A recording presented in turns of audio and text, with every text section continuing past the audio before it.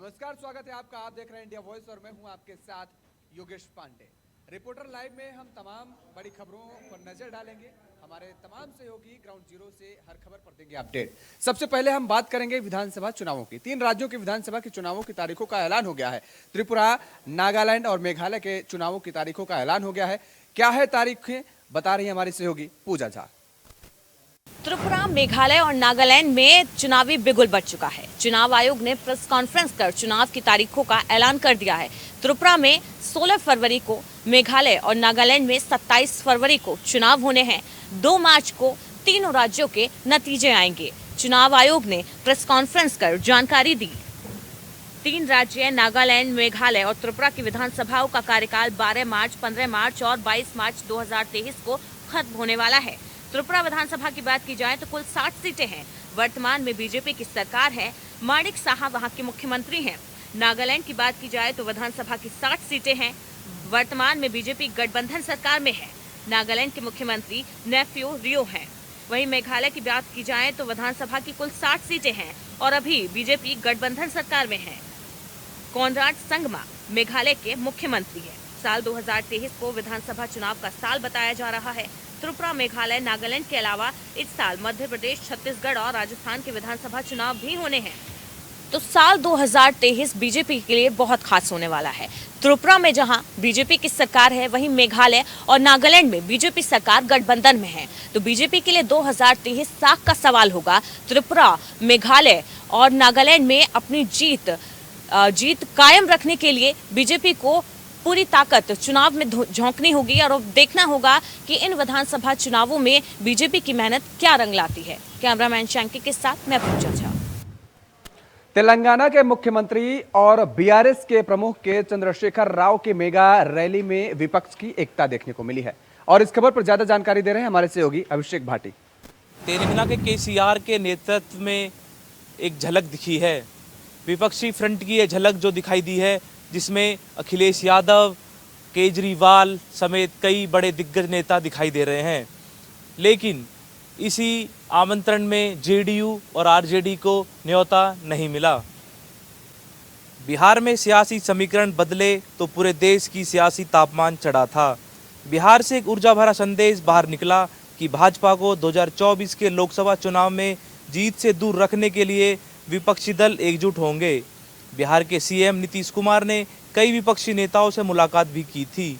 लेकिन अब तेलंगाना में एक अलग ही सियासी सीन बनता दिख रहा है, जहां की तेलंगाना के सीएम केसीआर ने अखिलेश यादव, केजरीवाल व 4 राज्यों के बड़े दिग्गज नेताओं को आमंत्रण दिया, लेकिन जेडीयू और आरजेडी को न्योता नहीं दिया। कैमरामैन निकांत गुप्ता के साथ मैं अभिषेक भाटी, इंडिया वॉइस। उत्तर प्रदेश के बस्ती में प्रधानमंत्री नरेंद्र मोदी ने वीडियो कॉन्फ्रेंसिंग के जरिए संसद खेल महाकुंभ 2022-23 का आगाज कर दिया है। खबर पर ज्यादा जानकारी दे रहे हैं हमारे सहयोगी बबूंदर यादव।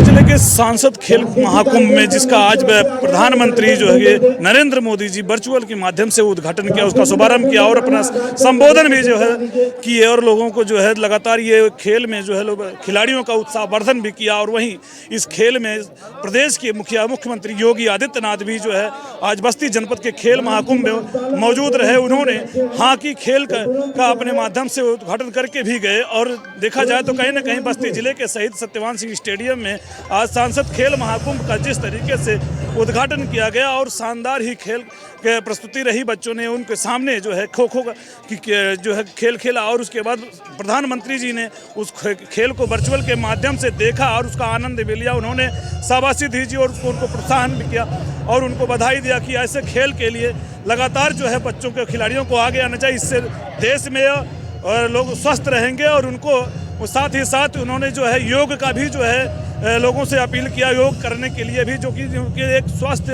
और जो है जिस तरीके से मस्तिष्क में भी ये उनकी उत्तेजना बनी रहेगी। आज बस्ती जनपद में ये जो है जिस तरीके से उन्होंने समय दिया प्रधानमंत्री, लोगों में काफ़ी उत्साह देखने को रहा है। हम आपको बताना चाहते हैं बस्ती जनपद में उत्तर प्रदेश के मुख्यमंत्री योगी आदित्यनाथ भी लगातार उतने समय तक बस्ती में मौजूद रहे। बस्ती से इंडिया वॉइस के लिए बबूंदर यादव। भारतीय कुश्ती महासंघ के अध्यक्ष ब्रजभूषण शरण सिंह पर गंभीर आरोप लगाए गए हैं। आरोप किसने लगाए हैं और क्या है पूरा मामला, बता रहे हैं हमारे संवाददाता नितिन चौधरी।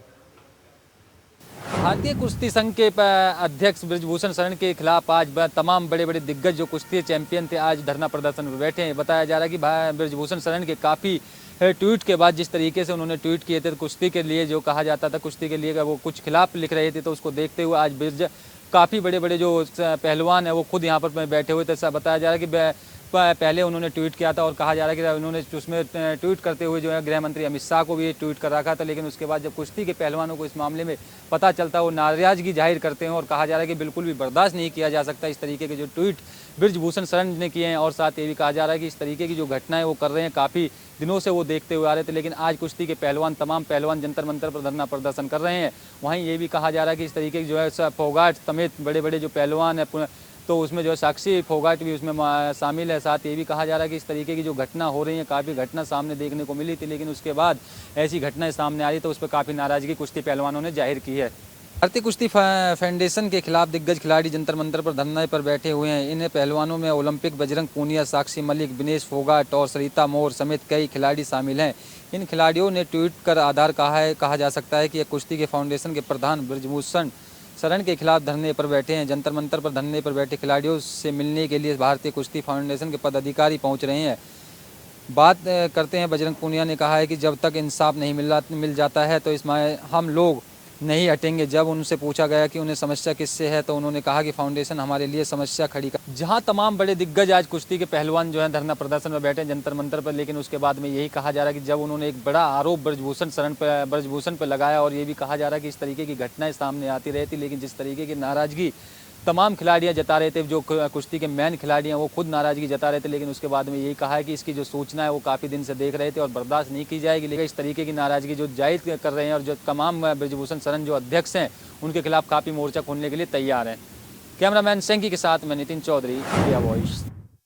पंजाब विधानसभा चुनाव में मिली करारी हार के बाद कांग्रेस में अंदरूनी कलह मची हुई है, घमासान मचा हुआ है। ज्यादा जानकारी दे रहे हैं हमारे सहयोगी धीर राजपूत। पंजाब विधानसभा चुनाव में कांग्रेस पार्टी को मिली करारी हार के बाद अब कांग्रेस पार्टी में घमासान मचा हुआ है। जी हां, कांग्रेस पार्टी में पूर्व प्रदेशाध्यक्ष सुनील जाखड़ के पार्टी छोड़ने के बाद अब कई बड़े नेता कांग्रेस पार्टी छोड़ने की लाइन में खड़े हो गए हैं।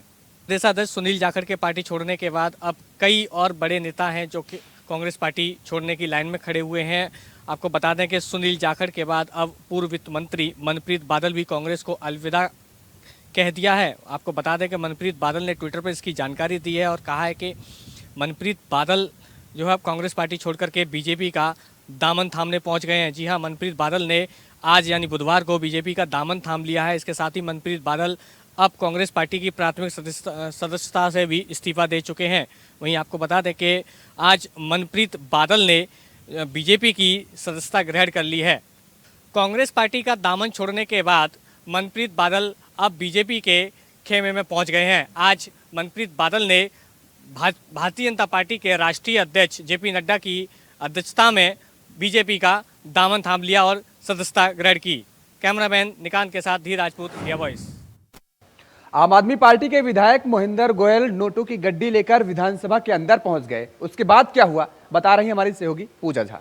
दिल्ली विधानसभा में आज फिर जमकर हंगामा देखने को मिला। आम आदमी पार्टी और बीजेपी ने एक दूसरे पर जमकर आरोप लगाए। दिल्ली के रछाला से आप विधायक मोहिंदर गोयल ने सदन में रिश्वत में मिली नोटों की गड्डियां दिखाई। विधायक ने पूरा मामला बताते हुए कहा कि दिल्ली के बाबा साहेब अंबेडकर अस्पताल में नर्सिंग समेत कई पदों पर भर्तियां निकली है, जिसमें जमकर उगाही की जा रही है। आप विधायक ने कहा अस्पताल में विभिन्न पदों पर भर्तियां सरकार का क्लॉज है। 80% पुराने कर्मचारियों को रखना है, लेकिन ऐसा नहीं होता। इसमें बड़े स्तर पर उगाही की जाती है। नौकरी हो जाने के बाद भी कर्मचारियों को पूरे पैसे नहीं मिलते। ठेकेदार उनमें से बहुत से पैसे खुद ले लेते हैं।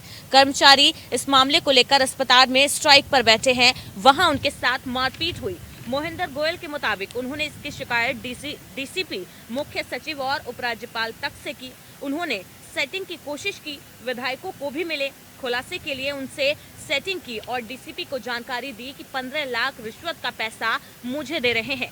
मैं उन्हें रंगे हाथ पकड़ना चाहता हूं, लेकिन कोई कार्रवाई नहीं हुई। मैं जान में जोखिम डालकर ये काम कर रहा हूं। तो वो इतने दबंग लोग हैं कि मेरी जान ले सकते हैं, इसलिए इसकी निष्पक्ष जांच होनी चाहिए। वहीं आम आदमी पार्टी के विधायक के इस हंगामे के बाद मार्शल ने बीजेपी के 4 विधायकों को सदन से बाहर का रास्ता दिखा दिया। तो आज जमकर दिल्ली विधानसभा में हंगामा देखने को मिला है। कैमरामैन शैंकी के साथ मैं पूजा झा। दिल्ली बीजेपी कार्यकारिणी की बैठक दिल्ली बीजेपी के कार्यकारी अध्यक्ष वीरेंद्र सचदेवा के नेतृत्व में होगी। इस बैठक में क्या कुछ निर्णय लिए जा सकते हैं, बता रहे हैं हमारे सहयोगी नितिन चौधरी। दिल्ली में कार्यकारिणी की बैठक 27 और 28 जनवरी को होगी, जिसकी कार्यकारिणी की जो कार्यकारी हैं वो अध्यक्ष हैं वीरेंद्र सचदेव सिंह, वो इस कार्यकारिणी की बैठक करेंगे। बताया जा रहा है कि इस तरीके से दिल्ली में विधानसभा चुनावों की नज़दीकियाँ बढ़ रही हैं, तो उसको देखते हुए कार्यकारिणी के जो अध्यक्ष हैं सचदेव सिंह वो इस बैठक में हिस्सा लेंगे। साथ ही उसी को बताया जा रहा है कि विधानसभा चुनावों की नज़दीकियों को देखते हुए इसमें काफ़ी मूल मंत्र भी दिए जाएंगे। और साथ ही ये भी कहा जा रहा है कि भविष्य में काम करने वाले विधायकों के जो कामकाज है उस कामकाजों को भी यहाँ पर गिनाया जाएगा। और साथ ही विधायकों की नाराज़गी जिस तरीके से जाहिर की जा रही है भारतीय जनता पार्टी के अंदर और लोग उनसे नाराज़ चल रहे हैं, तो उन कार्यकारिणी पर लोगों से जो है किस तरीके से उन लोगों के बीच में जाया जाए, तो उस तरीके की जो रणनीतियाँ हैं भारतीय जनता पार्टी के नेता और विधायक वहां पर जाएंगे और सभी कार्यकर्ताओं से मुलाकात करेंगे। दिल्ली में भारतीय जनता पार्टी के प्रदेश कार्यकारिणी की बैठक 27 और 28 जनवरी को होगी। पार्टी ने को यह जानकारी दी है कि दिल्ली के विधानसभा चुनावों की रणनीति, जिले में चल रहे काम और कई प्रस्ताव पर विषय पर चर्चा की जाएगी। सूत्रों ने कहा है कि बैठक में पार्टी के 2 से अधिक केंद्र नेता शामिल होंगे और 250 से अधिक राज्य के नेता और पार्टी के सदस्य भी बैठक लेंगे। इससे पहले दिन में भारतीय जनता पार्टी ने 2 दिवसीय राष्ट्रीय कार्यकारिणी की बैठक की थी, राजधानी में संपन्न हुई थी। भाजपा के राष्ट्रीय अध्यक्ष के रूप में जेपी नड्डा का कार्यकाल राष्ट्रीय कार्यकारिणी की बैठक में दूसरे दिन 2024 तक जून तक ये बढ़ाया गया था। उसको देखते हुए एक सम्मेलन को संबोधित करते हुए केंद्रीय गृह मंत्री अमित शाह ने कहा कि मुझे विश्वास है कि प्रधानमंत्री नरेंद्र मोदी जेपी नड्डा के नेतृत्व में भाजपा के एक बार फिर से कमान संभालेंगे। जिस तरीके से भारतीय जनता पार्टी ने अब तक कामकाज किया है, चाहे वो प्रदेश की बात की जाए, चाहे वो दिल्ली के अलग अलग कोने की बात की जाए, तो उसमें भारतीय जनता पार्टी पूरी तरीके से स्वयं अपना परचम लहराएगी। जिस तरीके से दिल्ली के अंदर प्रदेश के अंदर चुनाव होने हैं, तो विधानसभा चुनाव है, उसकी रणनीति को तैयारी करने के लिए अभी से जो है कमर कस ली गई है। और कहा जा रहा है कि इस तरीके के भारतीय जनता पार्टी ने अभी कुछ कार्यकारिणी की बैठक हुई थी, जिसमें पार्टी के जेपी नड्डा का कार्यकाल जो है खत्म होने वाला था, लेकिन फिर दोबारा से उस कार्यकाल को बढ़ाया गया और प्रधानमंत्री के नेतृत्व में दोबारा एक बार दिल्ली में जो है भारतीय जनता पार्टी अपनी सरकार बनाएगी। वहीं जेपी नड्डा ने कहा है कि जिस तरीके के मुझे कार्यभार दोबारा सौंपा गया, तो उसको जो है जेपी नड्डा भी पूरी तरीके से मेहनत करेंगे। कैमरामैन शैंकी के साथ मैं Nitin Chaudhary, India voice, Delhi. Bharatiya Janata party 2024 के लोकसभा चुनाव को लेकर के मिशन मोड में जुट गई है और इसी कड़ी में जल्द ही उत्तर प्रदेश के सभी जिलों के जिलाध्यक्षों की एक बैठक लखनऊ में होने वाली है। खबर पर ज्यादा जानकारी दे रहे हैं हमारे सहयोगी चंदन वर्मा। 2024 के चुनाव को लेकर भारतीय जनता पार्टी ने पूरी तरह से कमर कस ली है। जिस तरह से जो 2024 का लोकसभा चुनाव होना है, उसको देखते हुए भारतीय जनता पार्टी लगातार बैठकें कर रही है, वो चाहे लखनऊ हो, वो चाहे दिल्ली हो। जिस तरह से दिल्ली में बैठक चल रही थी, उसके बाद भारतीय जनता पार्टी की जो बैठक है वो जिला स्तर के जो जिला अध्यक्ष है और जिला प्रभारी है उनके साथ भी एक बैठक करेगी और जो मतदाता हैं उनके डाटा का जो प्रबंधन है उसके भी जो गुर है उसको भी सिखाए जाएंगे बैठक में। अब जिस तरह से भारतीय जनता पार्टी लगातार जो बैठकें कर रही है, देखने वाली बड़ी बात ये होगी किस तरह की ये बैठक जो होने वाली है, क्या क्या चीज़ें जो है बैठक में बताई जाएंगी। कैमरा पर्सन सुभाष चंद्रा के साथ चंदन वर्मा, इंडिया वॉइस, लखनऊ। देहरादून में सीबीआई की टीम ने छापेमारी की कार्रवाई को अंजाम दिया है। छापेमारी कहां की गई है और क्या कुछ निकला है छापेमारी में, बता रहे हैं हमारे सहयोगी सौरभ भाटिया। राजधानी देहरादून के नामी बिल्डर सुधीर बिंडलास के आवास पर आज सीबीआई की टीम ने छापा मारा। आप देख सकते हैं यहाँ पे सीबीआई की टीम मौजूद है। बाकायदा जिस तरीके से यहाँ खुलासा हुआ, 4 से 5 लोग सीबीआई के मौजूद है। बताया जा रहा है कि जमीन खरीद फरोख्त के मामले में राज्य सरकार की संस्तुति के बाद सीबीआई जांच हो रही थी। सीबीआई की टीम आज देहरादून पहुंची है। लगभग 5 लोग यहाँ पर इस समय मौजूद हैं जो सुधीर बिंडलास के अलग अलग ठिकानों पर छापेमारी की जा रही है। उनकी फैक्ट्री से लेकर उनके जो अपनी सोसाइटी है वहाँ पर, और इसके अलावा जो उनके घर पर भी इस समय सीबीआई की टीम मौजूद है। बताया जा रहा है कि इसमें भाजपा के कुछ नेताओं के नाम भी सामने आ रहे थे, जिसके बाद जो है सरकार ने इस पूरे मामले को गंभीरता से लिया और बाकायदा सरकार के द्वारा जांच के आदेश जो है माफ कीजिएगा राज्य सरकार के द्वारा संस्तुति की गई थी, जिससे जो है सीबीआई जांच हो रही है। बाकायदा अब जो है सीबीआई ने तमाम दस्तावेज खंगालना शुरू कर दिया है, जिससे ये उम्मीद की जा रही है जल्द से जल्द एक बड़ा खुलासा होता हुआ दिखाई देगा। कैमरामैन हर्ष जुनियाल के साथ में सौरभ भाटिया, इंडिया वॉइस, देहरादून। मैनपुरी में घर के अंधेरे में घुस करके रेप का मामला सामने आया है और इस खबर पर ज्यादा जानकारी दे रहे हैं हमारे सहयोगी मुकेश कुमार।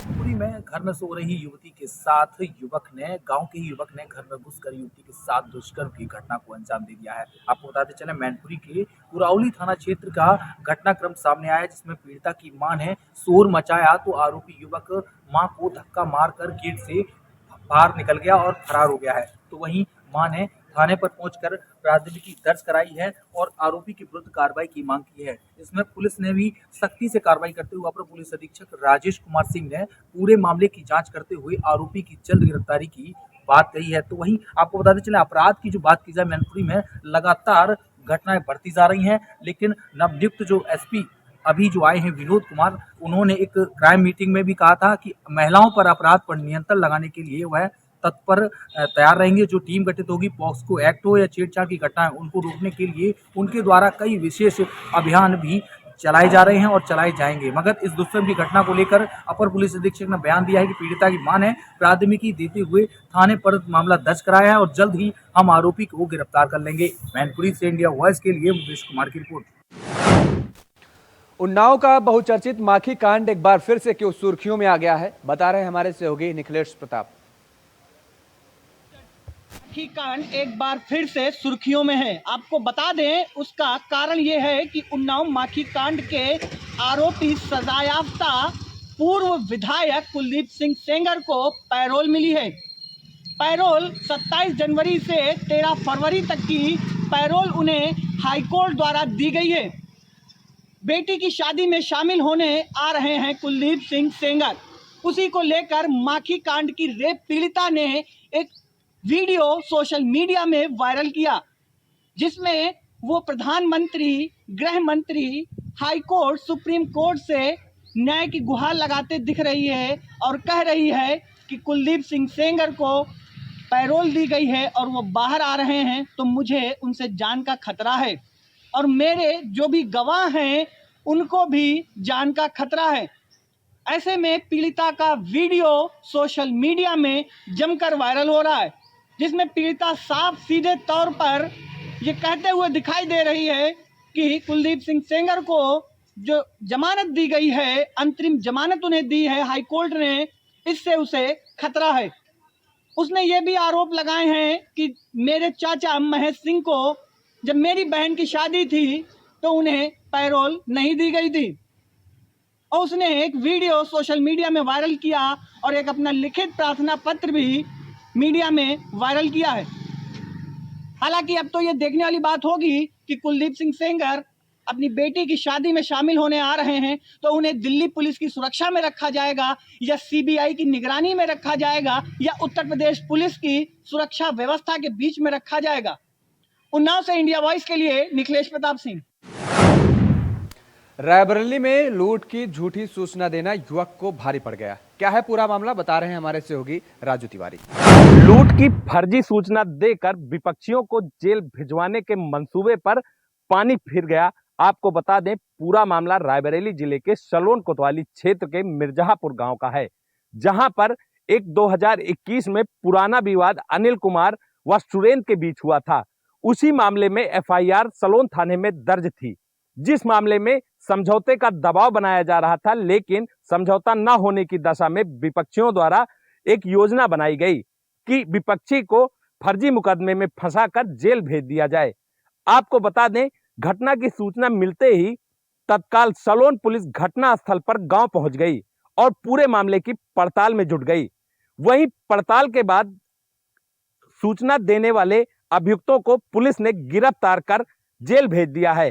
पूरे मामले में निकलकर प्रकाश में जो मामला आया है, उसमें यह जानकारी पुलिस के द्वारा दी गई है कि सुनील धोबी, पूर्व ब्लॉक प्रमुख सलोन, सब्बन, जो वर्तमान में ग्राम सभा मिर्जापुर के ग्राम प्रधान हैं और उनके सहयोगी अनिल कुमार के द्वारा एक कूट रचित ढंग से योजना बनाई गई कि सुरेंद्र कुमार को पूरे मामले में लूट की सूचना देकर फंसा दिया जाए और उनको जेल भिजवा दिया जाए।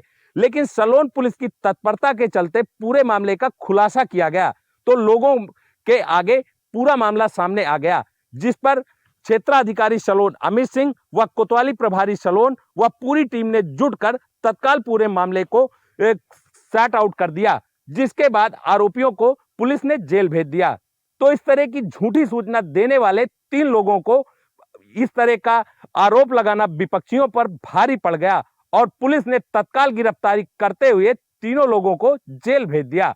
Raju Tiwari, India voice, Raebareli. उन्नाव में दलित युवती की हत्या के मामले में एक ऑडियो वायरल हो रहा है। ऑडियो में पीड़िता को डीएम के आवास पर जाकर आत्महत्या करने की, आत्मदाह करने की बात कही जा रही है और ये वायरल वीडियो साक्षी महाराज का बताया जा रहा है, जो कि बीजेपी से सांसद हैं। हालांकि इंडिया वॉइस इस ऑडियो की पुष्टि नहीं करता है।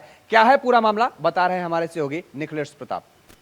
उन्नाव के सोशल मीडिया में एक ऑडियो बहुत तेजी के साथ वायरल हो रहा है। आपको बता दें, ये ऑडियो उन्नाव के फायर ब्रांड नेता, भाजपा के वरिष्ठ नेता व उन्नाव के सांसद साक्षी महाराज व उन्नाव का बहुचर्चित कांड पूजा हत्याकांड में पूजा के पीड़ित पिता मुकेश के बीच का है। आपको बता दें, उन्नाव के काशीराम में पूजा हत्याकांड हुआ था, जिसमें पूर्व मंत्री फतेह बहादुर सिंह के लड़के रजोल सिंह सजायाफ्ता हैं और जेल में अपनी सजा काट रहे हैं। वहीं पीड़ित पिता मुकेश ने सांसद साक्षी महाराज को फोन किया और उनसे कहा कि महाराज, मुझे जिला प्रशासन के द्वारा अभी तक कोई भी मदद मुहैया नहीं कराई गई, जबकि जिला प्रशासन ने मुझसे कहा था कि आपको 25 लाख रुपए व आपके बेटे को सरकारी नौकरी दी जाएगी, लेकिन अभी तक मेरी कोई भी मदद जिला प्रशासन के द्वारा नहीं की गई और मैं आपके यहाँ आऊँगा और वहीं पर मर जाऊँगा। ये कहते ही तुरंत सांसद साक्षी महाराज ने पीड़ित पिता को उन्नाव डीएम के यहाँ मरने की नसीहत दे डाली। सांसद साक्षी महाराज ने कहा, मरना है तो मेरे यहाँ क्यों मरोगे, जाओ उन्नाव डीएम के यहाँ जाकर वहीं पर मर जाओ।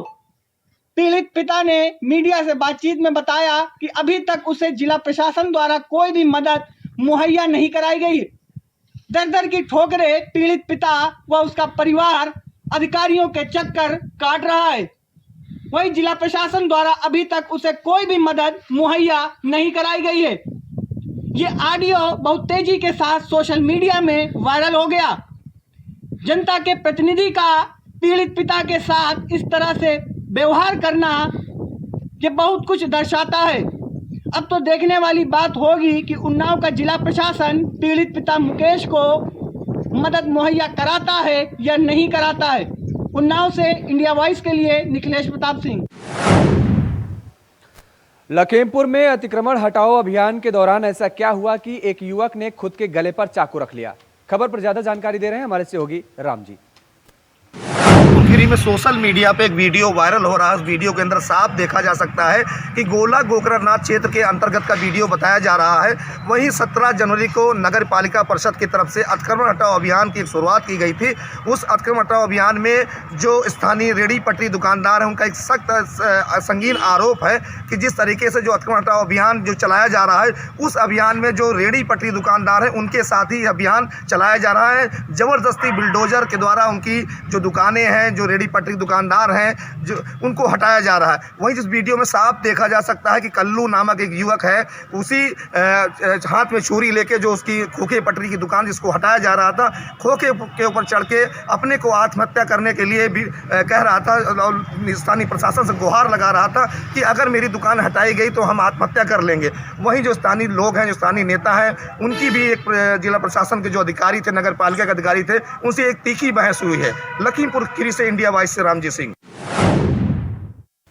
रिपोर्टर लाइव में आज के लिए फिलहाल इतना ही। कल फिर होगी मुलाकात, तब तक के लिए नमस्कार।